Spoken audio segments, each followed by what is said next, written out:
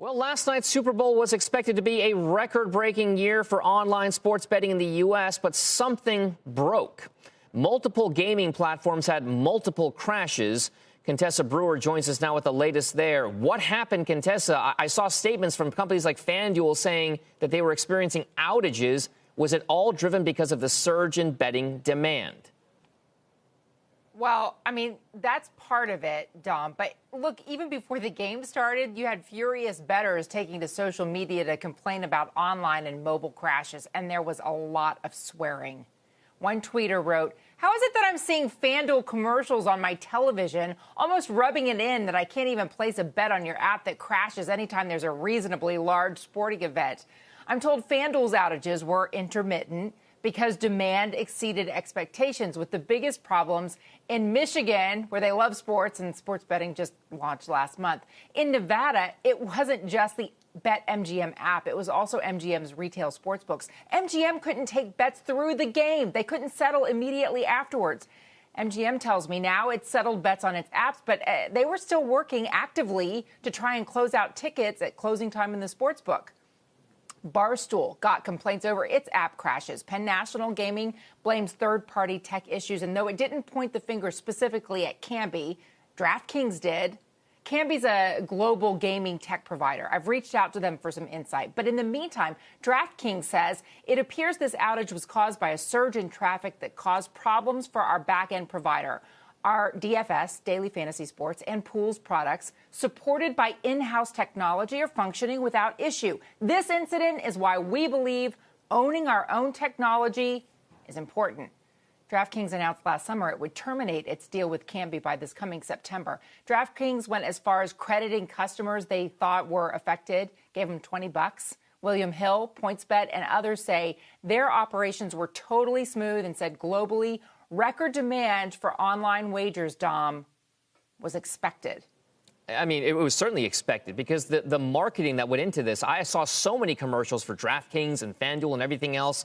I don't yet have an account, but I was tempted to take advantage of that 55-1 odds they were giving on $5 bets for the Chiefs or the Bucks. What does all this mean then? What are the implications for these platforms? Will they be able to scale, or is this kind of like an event that's just a one-off? We don't get Super Bowls every day. Now they can adjust, and everything's going to be fine down the line.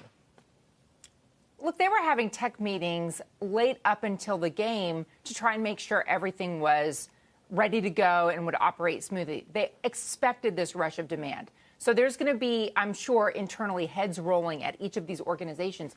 The real question here is, what happens to their customers? Remember, a lot of these companies spend a lot of money on customer acquisition.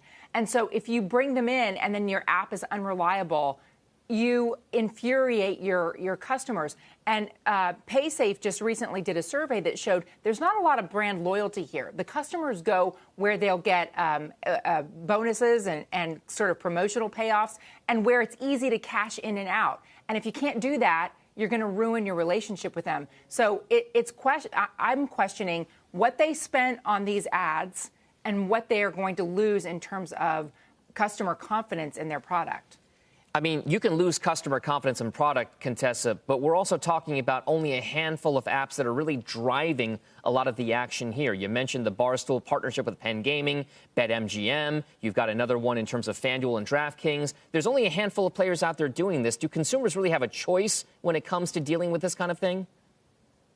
There's a slew of opportunities for them to pick and choose. It's just that there's right now there's some very big names, but there's some other smaller names that are trying to make a name. I mentioned PointsBet. They have a partnership with NBC Sports. They're intent on making a run for it. Bally's is formerly Twin Rivers. They're planning to make a run and give these guys some competition. Wynn Resorts has just gotten into this and now already is live in 3 states and has market access in 8 or 9. So we'll see what happens as these guys try to elbow out. But you would think the FanDuel, DraftKings, Penn has just spent a fortune and a lot of time trying to make this Barstool app easy and intuitive and available in Pennsylvania and Michigan. And so to find complaints about it this early on, I'm sure that they thought the kinks were already worked out. Shepard Smith here. Thanks for watching CNBC on YouTube.